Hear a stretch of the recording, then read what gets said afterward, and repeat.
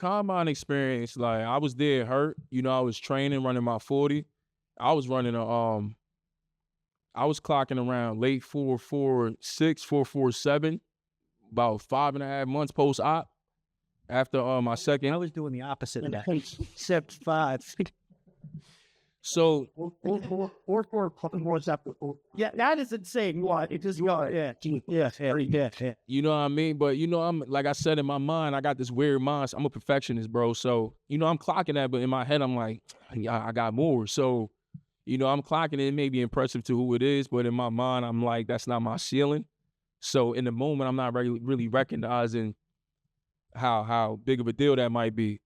So, you know, one practice, we working on our 40s. You know, I ain't telling nobody this, but one practice, we working on our 40s. And the other leg, I'm on the back end of my 20, and I pulled my hamstring on the other leg, and it was a grade 2. I was flying too, flying. I was out. Bow, that thing pulled. I'm like, ah. I was like, oh. But I called my agent, let him know. He like, yo, you can't run in the combine. So, like, that was a gut punch for me because I'm like, dang, I wanted to show these NFL squads, like, oh, yeah, 5 months post-op, look what's going on here. Like, you could best believe you can hang your hat on me in the future. And then, like, you know, it's just, it didn't fit in the plan to do it. You know, the combine was literally the next week. So my combine experience, I was tight. I was mad. I was tight. I'm watching everybody perform and crab, do the DB drills, run, lift, do everything. And you know me, like, you know me, bro. You know how I be thinking, my confidence. So I'm looking at everybody, and you know, I'm giving credit, like, okay, he clean, his footwork tight, like. But in the back of my mind, I'm like, yo, none of these motherfuckers with me, man. You feel me? Like, nobody, like, real talk. So I was tight because I didn't get to showcase my abilities. I had that opportunity. I had to, you know, had an interview for real, like talk and just talk. With that being said, going through your mindset, like, did you ever have a thought in your head that you were not selling it?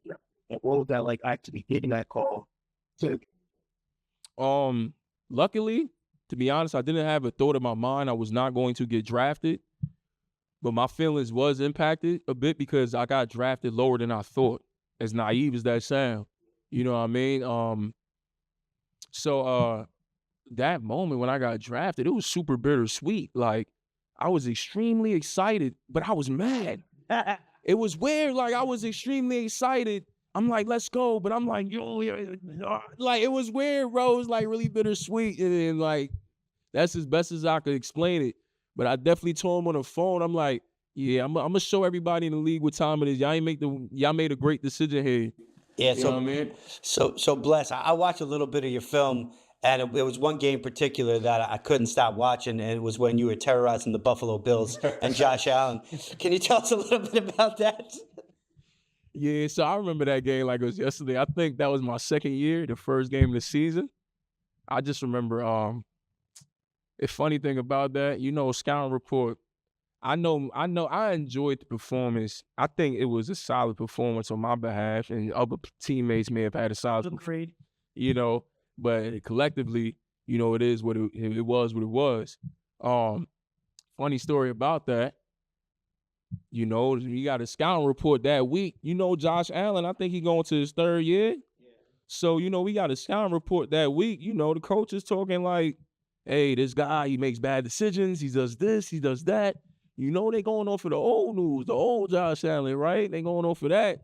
And we bought it. We bought that movie. And we see how that game went. And that's that she looked like from Josh Allen. It definitely wasn't what that scouting report said. But all I had to say, like, yeah, now my mindset that game. I love being in the league primarily because I'm playing against everybody who claim to be the best. You know what I mean? I'm somebody who says that as well. So I love the idea of, like, all the alphas is meeting up and we seeing what it's about. Like, who's really about what they talk about. That's what I loved about it. So playing the Buffalo Bills, that was one of those games. My biggest problem in the NFL, to be honest, in college, even in youth league, was when we played those teams who didn't have so much of those big names. You know what I mean? But whenever it was a lot of blockbuster names, it was, yeah, a game like that, it was easy for me to be motivated and make those plays because it's like, yeah, I'm gonna show y'all be talking this talk. I'm gonna show you what I'm about though. It's like I want to make sure I make my imprint on the names who think, they the best. Yeah, no doubt. And I never told you this, bro. Like, I was slightly jealous of you when we played for this way because it's like, and I can only imagine what that meant you and your family being a year about it, playing for the Jets. Like, I wanted them to draft me so bad. And it's like, I went to Miami, right? West. Yeah, you had real rough. Definitely West, for sure. I'm happy about the team I went to, but to be able to play in New York and for me to be from New York, can you explain what that meant with you and your family? Yeah, it was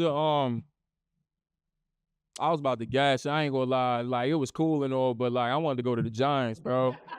You feel me? I'm gonna be real. Like, I went to the parades, bro. You know what I mean? Like, I was kind of tight. I'm gonna be real, bro. I'm gonna be real. I'm a Giants fan. Well, that's why. I went to both Super Bowls when we won. Like, you see, I'm still saying we. You know what I mean? I shouldn't be saying that. Like, it's gang green now. You know what I mean? But I wanted to go to the Giants. And then I felt like, I'm like, they DB situation. I'm like, all right, I feel like I could jig over there and get right over there. I see myself building a career here. You know what I mean? I'm already like fantasizing about the idea of it. And then the Jets draft me. I'm like, ooh, and I don't even think they had those uniforms yet that they can't. The year that we wore those, I think they was 1 year in.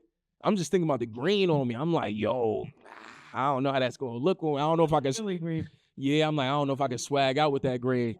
Yeah, I can go lie. You twice. Try my best, man. Yeah, but so talk me through like some of your crazy episodes, like you made it Jet, you made it from New York. Did you ever run into that high school kid that, you might have won back now you were just kind of like, hey, what's up, man? Blah blah blah. Like, some of your crazy episodes that you made. She was on the bus looking at you. Yeah. Hey, that's just like, nope. I think a little ahead of the game, to be real with you. You know what I mean? I'm a little, I think a little ahead of the game. When I made it, I wasn't really paying attention to the ladies my age. I was kind of thinking about that, that 8th grade teacher that I might have had a crush on. And, I might have wanted to know if she was single at the moment. You feel me? That's more so where I was at. I'm like, yo, I'm about to run back on some of these teachers who, I was too young for at the time. You know what I mean? I got this going on. You feel me? So that's where I was at. So as far as stories and all of that, I mean, I guess that's for another day. I don't know. I don't know. So, who were some of the big time guys you played with? Like, who were like I talk about like some of the superstars I played with. I played with like Frank Gore, who's a legend. Mm-hmm. I played with the Domicals too. Who were some like the big name guys you played on the Jets? Bro, I played with Frank too, bro. Yo, God bless you. Yo, OG, man, he got them years in, boy. Yo, OG, man, I ain't gonna lie, OG. He gave me that New York energy, bro. I'm talking about, that old head hard laborer. Like, yo, he ain't saying much to nobody. Like, you feel me? I'm in here to work. He's snoring. You know what I mean? Like, that's the mannerism. OG, hey, I mess with OG though. I mess with OG, but Boy, you need a movie, man. Juice, I played with Juice too. Le'Veon, you know what I mean? Moore, Prez. You know what I mean? A couple guys, but those guys like, Frank, Juice, Moore, they made their impacts in different ways on me. Like Frank, like I said, the hard labor attitude, Juice just being who he is. And then even like Jamal, you know what I mean? Like just him being who he is and having the confidence he do. Like somebody like myself, I definitely get that. You know what I mean? Because I am who I am myself, So Bless, I hate we're putting all the pressure on you, but you are a guest. So I just got a quick question for you. And these are questions I can never ask Leonte because he played wide receiver and he wasn't barely allowed to ever even get touched. But I did play cornerback in my day. I did run a 40 in about 5'8", 5'9", and I had a 17 centimeter vertical leap. But what was it like hitting an NFL back, or like the first time you went like head up with somebody coming off the edge, like one of those big 300-pound guards or tackles or something like that? Can you talk about that a little bit? Yeah, most definitely. My pops, like when I was playing in the Big Ten, we was already going against some dogs at running back. Like, a lot of people don't know, but me and Saquon was in the same year. You know what I mean? So from his freshman year, that's what I'm dealing with. So we got to get used to that. And then with all the other backs that was in the Big Ten is real deal. It's like your junior NFL in a way. You know, I know SEC get a lot of credit, and that's rightfully, so. But the Big Ten as well is I think is as close as you get to pros, in a look. So tackling those guys, by the time I wasn't a great tackler in college, in my opinion. And the NFL would change things with my DB coach. He ain't play them games. Like, I did get stronger. The mentality changed with my DB coach. I'm not going to lie. By the time Sundays came, I wanted to show him what I really wanted to do to him. Yeah, that's what I was doing. Like, you feel like coach charging me up all week. He talking crazy. I got to be professional. I can't say nothing. You know what, Sunday? I'm sorry, Devontae Parker. You got to get this work. I'm sorry, Hunter Renfrow. I'm sorry. Coach been talking crazy. That's just really what it is. You know what I mean? During the time as a Jet, who was your quarterback? Because I don't even know. Sammy D, Sam Darnold. Yo, shout out Sammy D, man. I see my boy going crazy last year. I'm like, I love when I see us, as brothers who was part of that regime, pop out on the other side and make it happen and show the world like we was always capable. You know what I mean? So shout out Sammy D. Yep. Now, I saw a post on Instagram the other day, and out of all the sports, you can MLB, NBA, NFL, the Jets are the only organization that not making playoffs since 2013. I think the Buffalo Sabres like also, and the Jets are all. Can you explain how your culture was like when you like? Because I only made to put up 1 year as a doctor. I only my rookie year in school time we need to put up. What was the locker room like? What was the culture like? Being on a team that really wasn't a winning purpose. Yeah, when I was there, I ain't gonna lie, I messed with the dudes I was in there with. Like, I don't know what was going on offense. And that's the thing. Like, no offense to y'all offensive guys, but y'all be having, like, General Hospital going on y'all side of the board. Like, it be straight soap operas on y'all side of the board. On defense, like, you either soft or you not. You either go get with the pack or you not. It's pretty simple. So, for me, my experience with the squad was cool. Like, we had Gates. I know Gates got his rap. I mess with Gates. I bang with Gates. Yo, shout out Gates. Yeah, I bang with Gates. I'm not gonna lie. Bang with you on the podcast. Yo, Gates is just misunderstood, bro. He's misunderstood, bro. Nobody understands, bro. I feel him, bro. I don't want to talk to nobody either. I want to come here and do my job. Peace. See you later.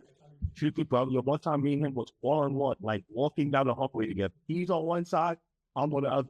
I'm walking. I'm like, what up, bro? He looked straight ahead. It doesn't even. Bro, he probably had like some social anxiety that day, bro. Got personal issues. You go.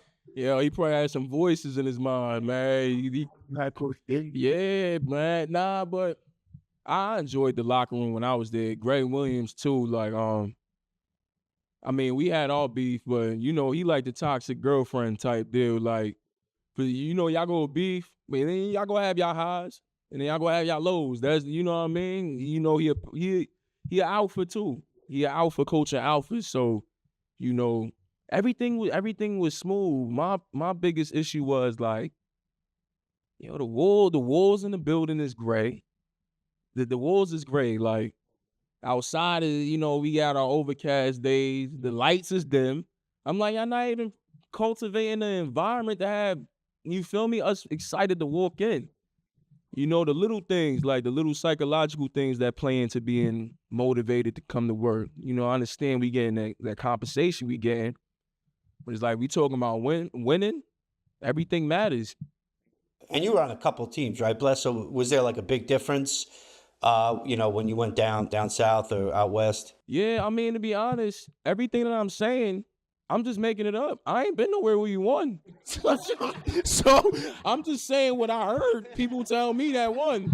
Unfortunately, that wasn't me, though. So, yeah, I wish I had the answers, but all my coaches got fired who I played for. So I ain't never get the chance to experience what that winning culture looks like. Last time I won, A championship. Man, I was 13 years old. Shout out Coach Kev, man. Some of us never. You know what I mean? Youth League football. That's the last time I won. Youth League football. We went to Florida and, you know, that was my glory days right there. Now, you just brought up a great point. I talking about you, talking about the last time you won. All of our episodes, I talked about like one of my mentors. He coached, you were here, he coached us too, was Coach Anthony Cantavelli. Oh, yeah. If you see what Jackson Jaguars, I guarantee if you were tired out, like you would be a call, Jackson pick you up because now you keep. But you was kind of like who was your favorite coach ever, like their mentor? Yo, shout out Coach Campy too, man. Coach Campy got that mentality. I know what's up if I was, you feel me? Yeah. Cause I know he understand me. You know what I mean? But my favorite coaches, it's tough, man. You know, I had every year at Rutgers. We be talking college or NFL. Anyone, any other coach period. Like Canty coach, you gotta remember Canty coach in high school and in college. But I didn't get to get that mentorship from Coach Campy. I didn't get to get that coaching from him yet. He was still pretty young in his career at the time when I was coming through. He's still pretty young in his coaching carousel. What was your favorite coach of all time? Oh, my favorite coach of all time, period. This is, oh, man. I ain't gonna lie. I gotta give it to Coach Ash, yo. I gotta give it. I'm going to bless. I'll let you to guess. You mentioned Aaron Hayes and you mentioned Ash on this podcast. I know what Ash was actually a former Rutgers coach after Coach Levin. Yeah. Ash was one of your favorite coaches of all time. Yo, I'm gonna say this. What won the Rutgers? I'm gonna say this. I'm gonna say this. I'm basing my favorite coach off of who got the most out of me. That's what I'm basing it off. I'm not basing. This is a job at the end of the day. Like, this is the game, but for them, this is a job. So I'm treating it like that too when I rank them. And Coach Ash got the most out of me. Got the most out of me. You know what I mean? So he may have not been the best head coach. You know what I mean? It take a lot for somebody to jump from a coordinator position into a head coaching role and now have to, you know, be the facilitator of all of those things. Just like that at a Big Ten program. You know what I mean? But dang, that's tough. Because like I said, technically he provided me the most things that I could bring into the next level. Like stuff that Ash taught me, I took it to the next level and it was working.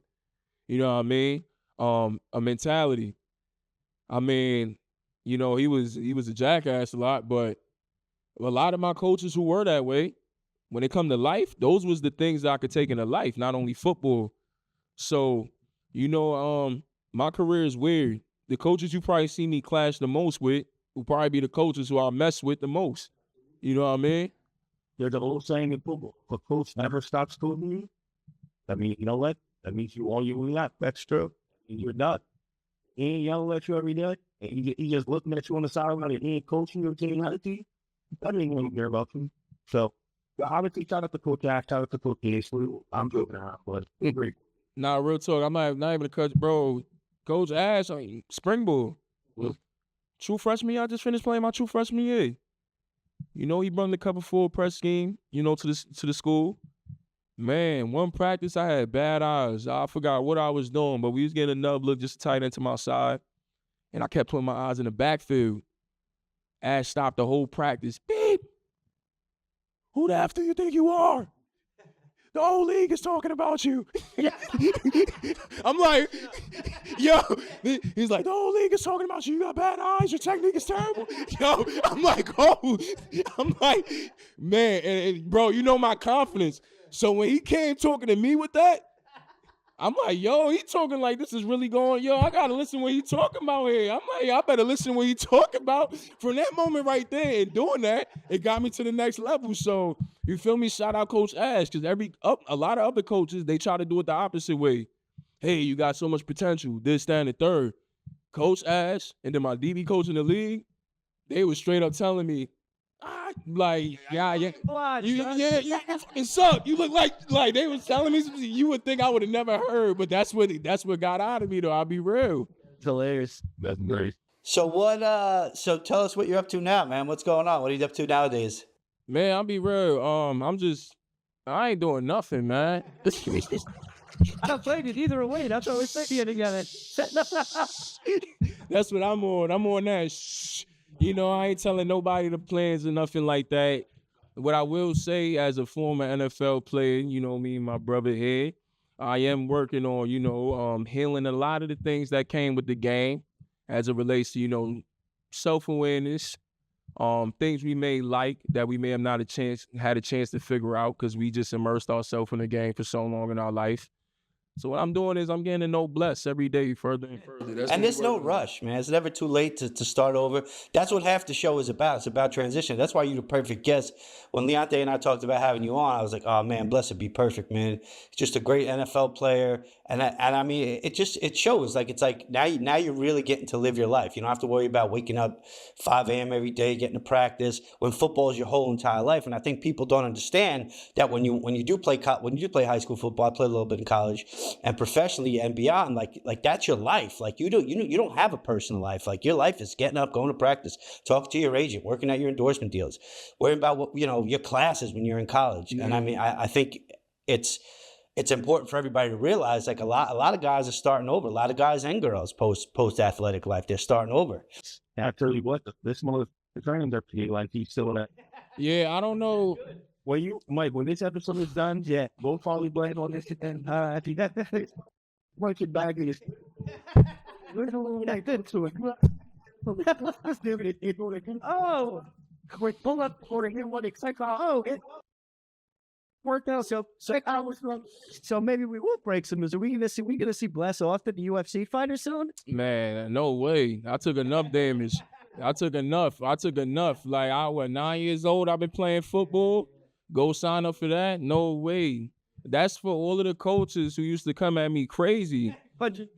Yeah, that's for all the coaches who used to come at me crazy. I'm not saying that I intend to use these skills that I'm developing. I'm not saying that at all. I'm just saying that, like I said, like, when coach got on me during the week and I might have gave somebody, some broken ribs on a Sunday, I was really saying, Coach, you lucky that's not you. That's all I'm saying. You know what I mean? That's all I'm saying. So Wait, it's too much ladies on the planet to be doing stuff like that. I got better things to do with my time. Yo, Bless, have you seen that new movie coming out? Authority Bill? I haven't seen the trailer. Yeah, we're gonna drop it. He should have had me in there. He should have hit me up, bro. That's my bag. You know me, I be in my bag. You should have hit me up. Like, yo, I would have been on there geeking. But football, I would have been going crazy. Football did I would have been going crazy on there. I know it's great. So I guess just moving along, because we got about 30 minutes left. So why don't you tell us a little bit more about you and Carew in practice? Carew has said numerous times on and off the air that you really couldn't guard him. That you were a handsy corner. You used to grab his jersey and stuff like that. You want to tell us a little bit like what really happened? Well, what really happened was whatever reps that Leonte won, I was just young. I was young, but the minute I believed him, I found out who I was. I understand what this length could do, this speed, these attributes. You just better be lucky you wasn't around. You be lucky about it. Was not Lee was definitely Lee was a powerful receiver, man. We talking about I think something that a lot of corners and secondary just truly underestimate is the power of a good run block receiver. Like when somebody could run block as well, what gives you a problem is you don't know if when they're running, you don't know when they take off if they're running a route or if they trying to come and dominate you. You know what I mean? And Lee was that confusing. So, like I said, he's selling the go route. Then he's selling the go route to turn your hips to try to block you. And then Lee wasn't a $170. You know what I mean? Lee was a solid 205, 210. Like he's solid. So he get his hands on you, bro. You ain't getting off. Like, it's over, bro. You know what I mean? He's one of the strongest players on our team. So it's like, it was just a lot of things to worry about. I was overwhelmed as a young buck, man. I wasn't used to going against that type of talent. I appreciate that. And to talk about Bless a little bit, like, the quick experience as a receiver is to go against 6'2" corner who can strike his knees, stand hard, simple long, and that can fling the way it's less move. So, like, I'm not going to say I'm going every rep. Like, there's been times where Bless got me a lot of time where he get, like, he 2 hands jammy off the line. I'm like, oh, shit. Like, And I can't be raping me and me. It's like, no, like, I can't really see it. That's not like that. I can't even look. That's what's blessing. Yes, it peaked with it, but honestly, I said this earlier in the show. It wasn't even about his freak of nature. Like, it was his mindset. Like, his mindset is what set him different than a lot of the other person. That's the reason why he played. His mindset, and it's still to this day, that's the way he carried himself every single day. He still has that mindset. Like, he's the best. Like, I swear to God, if Lester could play football right now, if he was someone on a NFL team right now, if he wanted to play right now, I believe it. I'm saying that more now. As a former NFL player, Lester wanted to play right now, he just stuff. So you 32 teams that passed those in last year, it's good. You better get it. Nah, that's no lie though. That's no lie though. I seen a lot of football going on last year, and I'm like, whoa, I could get off my couch right now, lock that up on 3rd and 5. So he's still training. Anybody listening out there, bless his agent particularly. No, that. Yeah. Yo, y'all hit up my agent just so I can let him know I don't want that opportunity. Y'all do that. Hit up my agent just so I can let you know that I'm good. Y'all did enough to my, you know what I mean? Y'all did enough. You feel me? Which I'm fully happy. Actually, speak about that. And you feel the sense of like, if you stop playing, the sense of like happiness, like you wake up just happier every day. Like, you don't have to worry about the pressure of getting cut. You don't have to worry about the pressure of taking care of your family. Like, I know for me, it's like when I retired, it's like I still take care of people that I need to take care of my family. But it's not as drastic. It's not as sports. It's like people understand. So it's like my happiness level has gone up ever since my NFL career has ended. It's like a relief, right? Like relief, yeah. Like you kind of feel a little bit better. You still deal with a lot of things every single day, but the pressure of the NFL and being an NFL drove me to have a lot of mental things, a lot of mental health things that, like, don't need to nuts, but it's just a lot of pressure that is most when you playing that league. Yeah, it's no joke. It's no joke. To go off of what you said, like you said it perfectly. And just to add on to that, I think that's something that's not taken too seriously in the sense of the amount of things you have to heal from after the game. There's so many factors that's out of your control when you're playing in the NFL, and you go through so many avenues of people telling you you got control, only to find out you really don't. You know what I mean? So, you're working as hard as you can to get to your best version of yourself every year, just to have to constantly question your security, your job security, you know what I mean? Your appreciation in the organization. A lot of these things, as we get older, it becomes very, counterproductive to becoming men. You know what I'm saying? And I think for me, it leaves a bittersweet feeling about the game in my chest, because half of me is like, I'm appreciative of the game, but then the other half is like, wow, for somebody to make it to, certain heights playing this game, you definitely have to sacrifice a certain amount as it relates to neglecting your own mental health. And, it goes on and on. It's deep. Yeah. Yeah, actually, Les, what was your Madden rate? What was your Madden shit? Did you always pause through yourself when you go back? Play comma with yourself. I'm from the city too, so y'all know what time it is with that. But when I was playing Madden, when I played Madden, I'm gonna be real. I had to play whatever team I'm playing with. Like, whatever team I'm on in real life, we gotta play with that squad for Dynasty. And we for sure, my rating, I don't know my rating. I'm a Dynasty dude, like franchise Dynasty dude. I'm playing owner, I'm signing, I'm cutting, I'm drafting, I'm trading, I'm making acquisitions and transactions. I'm the businessman now. That's where I do that. You know what I mean? So I guess my question for you is, like, what were some of your favorite defensive players growing up? Like, who'd you idolize and who'd you like map your game after? Well, I don't idolize nobody, but I map my game after I try to. Charles Woodson. You know what I mean? Charles Woodson, that's one of my favorite players. I like guys who don't play one position. They mucking up the whole game. Like, they just doing different things. They all over the place. Safety, nickel, corner. Charles Woodson, Tyrann Mathieu. Desmond King, when he played. Desmond King, I like his ability to play the nickel, to play outside, punt return. That wasn't things that I did. I didn't play the nickel, and I didn't play punt return. So whenever I seen guys taking it the next step, doing things outside of what I can do, I appreciated that skill set, and I pay homage to it. But yeah, Charles Woodson, Troy Polamalu, Ed Reed. I'm a big safeties guy. I like watching safeties play more than corners, to be very honest with you. I think Mike asked me this on one of the episodes that we had. Any receiver out in the league get the best of you? Like, who thought you your career? Nah, for sure. If somebody scored on me, I'm gonna consider that a torch because I went through a large amount of my career not getting scored on. Like, I remember, like, when I got scored on first time, Pittsburgh Steelers, Deontay Johnson, when he scored, Mo had to come up to me like, "Yo, bruh, he like, yo, you really thought?" He like, yo, he snapped on me because I was mad. I'm like, yo, I'm going crazy. Oh my God, I got scored on. Like, I'm bugging out. And he had to tell me, like, yo, bro, you really thought you was about to have a whole career in the NFL and not get scored on? And when he told me that, I'm like, oh, snap, yeah, I'm tripping. All right, bet. But nah, the receiver, yo, man, the receiver who gave me that most work, it wasn't on TV. It was Devontae Adams. Bruh, we did this joint practice, right? And it's crazy because this whole camp, I'm going stupid. You know what I mean? This was the year, the third regime came in. Yeah, the regime, the third. That's when Robert Saleh and them came in. You know what I mean? So that camp, like, I'm going stupid. We went to go do joint practice, though, with Green Bay. Yeah. Yo, I'm telling you, bro, I lined up on Devontae, bro. And I told OG, I'm like, yo, bring your best shit out here today. I told him that, you know me.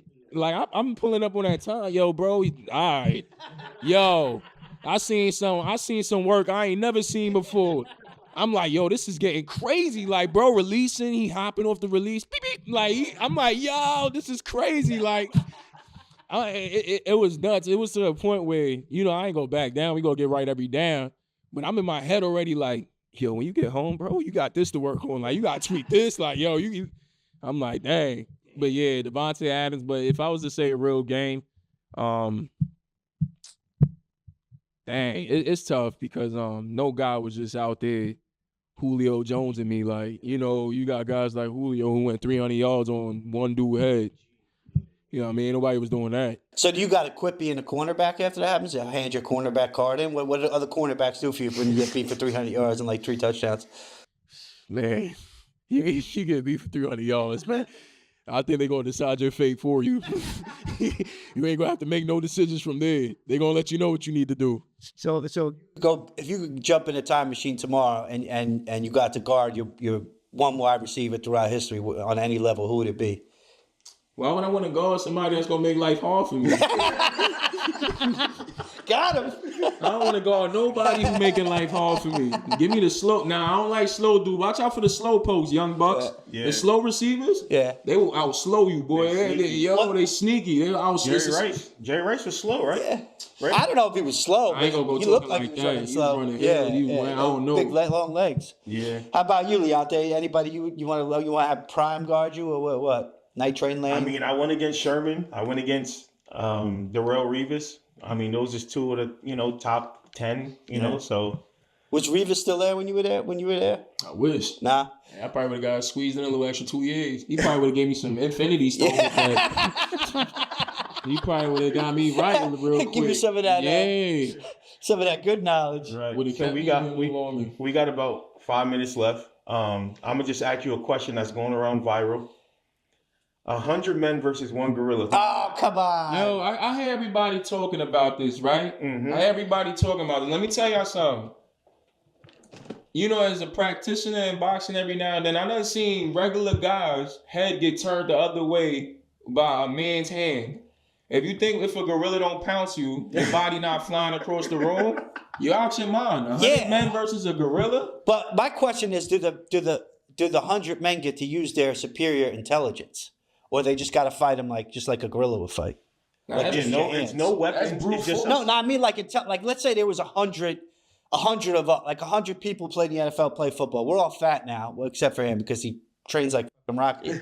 But wouldn't we all just at the same time jump on a gorilla and just suffocate it. You can't. Yes, you can. 100 gonna people maul. get trampled all the time. I say that, but the thing is, who's going to be that Who's gonna first be the guy first? that's going to Well, the guy who's going to die first. That's who you whoever's going to sacrifice himself first, because the gorilla's not just I'm going to not kill him. sacrificing He's going to myself. smash him around a little. Then 99 guys jump on him. So they gotta create a weight class. Whoever goes above a certain weight, you the first to Yeah, like if you're 30 pounds, you got to go. You got 50 pounds, you got to go fight the gorilla first. Wait, if you're I think 50? 12-year-old kid, you I go think in there first. 100 Mike Tyson's in his prime. Oh. Could have beat him. Nah. 100 Samoans. 100 Oh, Samoans. yes. Or island, like the island Pacific. Like I don't even want to get it wrong.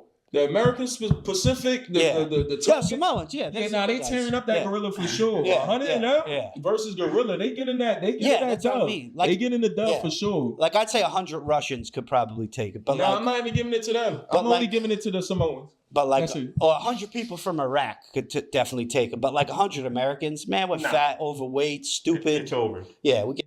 Yeah, we got too much conditioning. 100 Yeah, Trent yeah, Williams. really. Trent Williams, left tackle for the 49ers. Yeah. They might. Yeah, that might be something. Apparently, a gorilla's cardiovascular system is very poor. Like they can only really like fight for a certain amount of time, and then they get very, very tired. So. Yeah, they're not sprinters. Humans, we were the sprinters. That's why we got fast twitching But muscles. I'm gonna go with the gorillas beating 100 American humans. American humans, yeah, no doubt. Yeah, I think a gorilla could beat 1,000 American humans. But to close this out, I want to give a shout out to Bless on Austin. You did a great job today, man. I appreciate you coming. My brother, one of my best friends, one of the best players I've ever played with in my life. And I'm excited for your new journey. I'm excited to hear about all the new great things you're doing with your life. And God bless you, brother. Appreciate you, bro. Bless. We're going to set the studio up to get you up here more often. I think you're much needed comic relief. Yes. I'm so glad that introduced us, and now we get to have you around. This is what it's all about for us, man. We play football and we like hanging out with football players and talking about the old times. I think it kind of gets us through the transition a little easier. Big shout out to our guest next week, Steve Pilati from the Star Ledger. He's going to come on. He covers Rutgers football, so he knows both of you very well. He also does a bit of political reporting, so he fits kind of in our political kind of talk thing. Catch us on Spotify, Apple Music. We're on Sirius XM, iHeartRadio, obviously on YouTube. And if you guys stick around, there is another episode coming up right now.